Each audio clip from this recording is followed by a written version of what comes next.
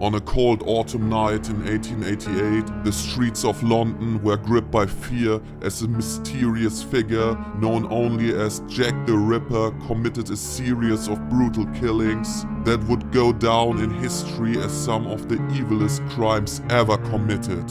For over a century, the identity of the infamous Jack the Ripper has been a mystery. However, recently, scientists have discovered something very interesting, the most telling evidence that has ever been found regarding in this case. Something that only further incriminates one of the longtime suspects of these gruesome crimes. Today, we'll be discussing this newfound evidence and if it really answers the old age question.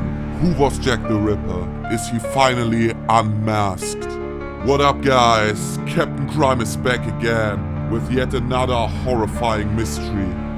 Last time we discussed killer kids and now we are talking about one of the oldest known cases of serial killings in history. What a way to start 2025. Anyway, let's start by talking a bit about the crimes themselves.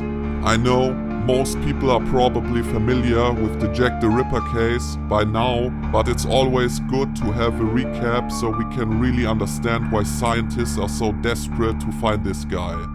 Spoiler alert, he's absolutely despicable. Jack the Ripper's reign of terror was held in the Whitechapel district of London, an area known sadly for its overcrowding and severe poverty. Between August and November 1888, 5 women were murdered, their bodies mutilated beyond recognition. These women, all of whom were prostitutes, were found in dark alleyways, victims of gruesome, calculated attacks. Their names were Marianne Nichols, Annie Chapman, Elizabeth Stride, Catherine Eddowes, and Mary Jane Kelly. Each of these women met a horrifying end, with their bodies mutilated in a manner that suggested the killer has surgical knowledge. The brutality of these murders shocked the public and police alike, creating a sense of immense fear in the Whitechapel area. Unfortunately, as these women were prostitutes, they had no choice but to continue meeting with men in dark corners where Jack the Ripper was waiting for them. They were sadly the perfect victims. Marianne Nichols, August 31st, 1888. Marianne Nichols was found with her throat slashed and abdomen mutilated. She was a prostitute who had struggled with alcoholism and poverty. Annie Chapman, September 8, 1888. Annie Chapman's body was discovered near a doorway with similar throat wounds and abdominal mutilation. Her uterus was removed, suggesting a possible surgical skill. Elizabeth Stride, September 30, 1888. Elizabeth Stride's murder was interrupted as her throat was slashed, but there were no abdominal mutilations. She was found in a well-lit area which may have deterred further violence. A guy called Kominsky had long been a suspect in the case, but there was never enough evidence to charge him. However, this new DNA evidence reignited the possibility that Kominsky may have been the infamous killer. But it wasn't without controversy. Some forensic experts argue that the evidence isn't conclusive and that contamination or improper handling of the DNA could have led to misleading results. Critics also point out that there are several limitations to DNA analysis, especially in cases as old as this one.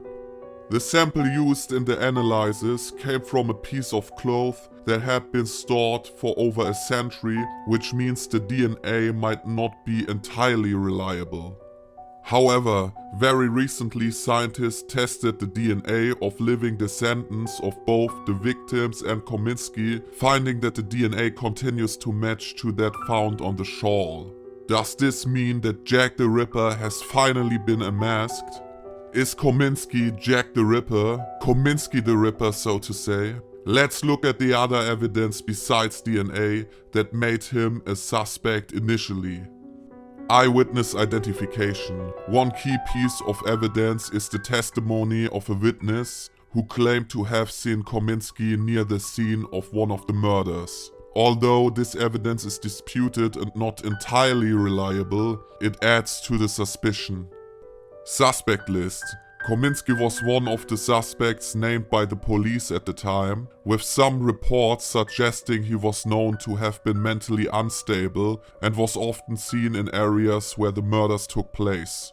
He was also reportedly seen acting suspiciously near crime scenes. Motive and behavior. Kominsky was a Polish immigrant and a known loner with a history of mental illness, possibly a form of paranoia or delusions. Some believe these traits fit the profile of Jack the Ripper, who seemed to act impulsively and without clear motive beyond violence. Close to the crime scene. Kominsky lived near the locations of the murders, specifically in the Whitechapel area where the killings took place. His proximity to the crime scenes is often highlighted as a significant factor. Police reports. Some documents and reports from the time mention Kominsky being a suspect, including a statement from police surgeon Sir John Williams, who implied that Kominsky might have been the Ripper. However, the police never officially charged him. Mental illness.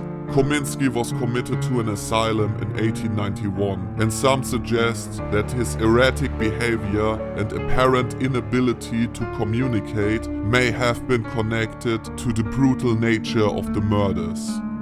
Whilst only circumstantial, this evidence, along with the new DNA findings, provide a pretty damning picture for Kominsky.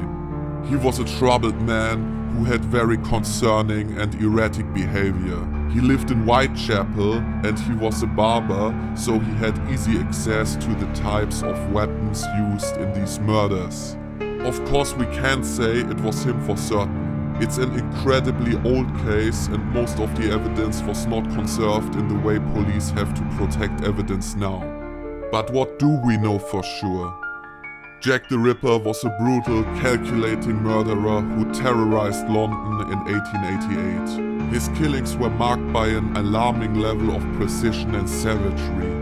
Despite countless investigations, theories and suspects, the identity of the killer has remained a mystery for more than a century. The story of Jack the Ripper is one of history's greatest mysteries, and the fascination with the case will never fade. Hopefully one day, the victims will finally get justice, even if it's a long time ago. Thanks for watching this deep dive into the chilling history of Jack the Ripper. What do you think? Do you believe Aaron Kominsky was the killer? Or do you think there's another suspect out there? Let me know your thoughts in the comments below. Don't forget to like, subscribe and hit the bell for more content on history's darkest mysteries. Until next time, stay safe guys. Kiki Captain Crime, over and out.